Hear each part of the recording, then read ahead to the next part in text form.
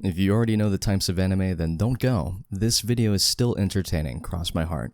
We'll be discussing the types of anime demographics and the censorship they tend to go with. Speaking about censorship, hope you all have the notifications bell on because as you see, the cruel YouTube NTR arc continues. With these YouTuber shenanigans out of the way, let's begin. Shonen is anime that is targeted at kids, teens, and young adults as the common themes are action, adventure, friendship, and coming-of-age stories.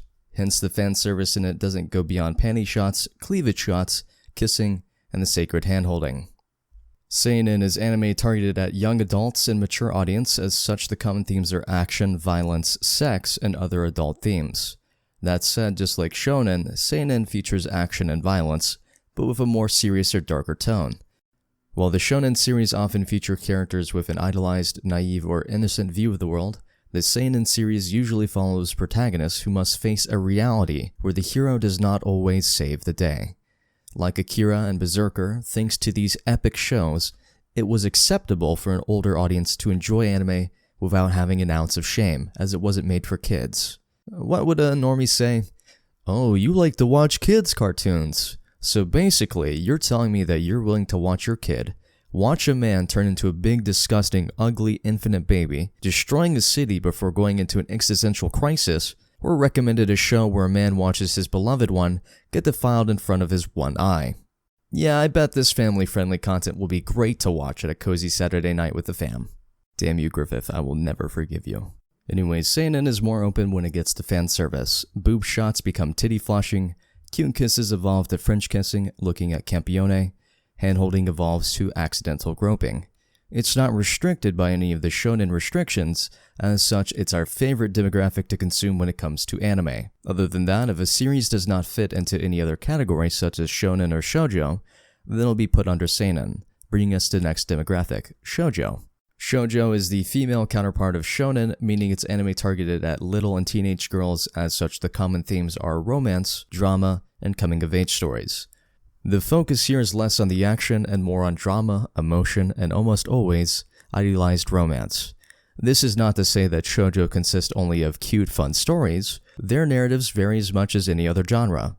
For example, Cardcaptor Sakura follows a 10-year-old girl with magical powers who has to save her city from monsters, while Nana's story follows two young women as they navigate their way through personal relationships, sexual relationships, and drug use on their way to fulfill their dreams. Even with that theme, Nana is technically classified as a shoujo series because it was published in a shoujo magazine. In a way, it's kinda like Attack on Titan. Although the series has themes that can be classified under seinen, the series is technically a shonen because it was published in a shonen magazine. Sure does make heads fly. The fan service in shoujo tends to be hand-holding, lovey-dovey cute moments. In other words, it's porn for the heart, making it the cleanest type of demographic. Meanwhile, josei often features more mature narratives exploring romantic and personal relationships, told in greater depth than their shoujo counterparts, as it's targeted at more mature women and adults. For the most part, josei manga is similar to American adult romance novels, in that they include sexually explicit scenes that can range from tame to borderline pornographic. Unlike the shoujo demographic, which almost always follows a female protagonist, josei often features male and female protagonists. Female protagonists are almost always pursuing heterosexual relationships, while the male protagonists are more often than not involved in homoerotic or homosexual relationships. Again, this is often, but not always. Popular josei series include Loveless, Paradise Kiss, Honey and Clover. Bonus round, Onna and Ova are completely different in terms of their target markets. In original net animation, Onna is an anime that is directly released onto the internet, while an original video animation, Ova, is an animated film or series made especially for release in home video formats. The term Onna was first coined by Papillon Rose, the creators of Lingerie Fighter, a title some of you fine gentlemen who stayed to this point might Google. Alongside Anime News Network, they decided to adopt it for use in the encyclopedia ever since. There was no other word to describe this new format of anime. Mini Onnas are designed as side stories to an existing franchise, or are simply promotional vehicles, like that Snickers ad with Dr. Stone, or that spicy fry force nacho commercial that we'll leave you to enjoy. Goodbye.